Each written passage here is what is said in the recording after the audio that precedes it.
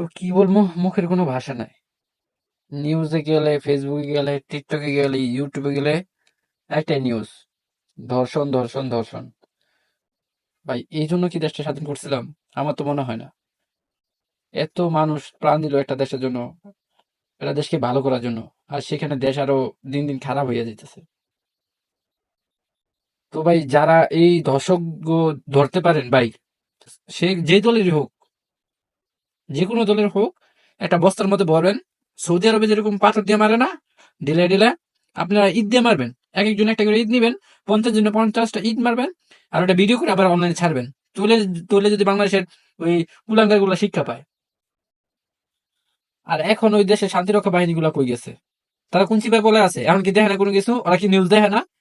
নাকি সারাদিন পুলিশ স্টেশনে বসে থাকে, আবার সন্ধ্যাবেলা জায়গা মাস্টার এমনি টাকা গুন্ডা লয়ে যায়? ওকে এমনি টাকা গুন্ডা লেগে দেয়?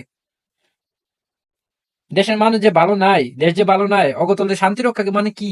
কি শান্তি রক্ষা করতেছে তারা দেশের মধ্যে? ঘুষ দিয়া টাকা দিয়ে ঢুকছো, ঢুকে সুন্দর মতো বয়া রয়েছে তুমি তোমার জায়গায়, তুমি তোমার জায়গায় কোনো কাজ করবা না। আমার তো আমার তো মনে হয় আগে ধর্ষক ধরাচ্ছে, এগুলোর আগে ধরা দরকার, নইলে যদি শিক্ষা হয়। দেখতে আছে দেশের অবস্থা কোনো ভালো না, আরো মানে নষ্ট হয়ে যেতে দেশটা, ওরা বৈশা আছে। তো বৈশা না থেকে এখনো সময় আছে, কাজ করেন, কাজ করে হালাল ভাবে টাকা নেন, ঠিক আছে? এমনি জনগণের টাকা গুলো মাইরা নিয়েন না।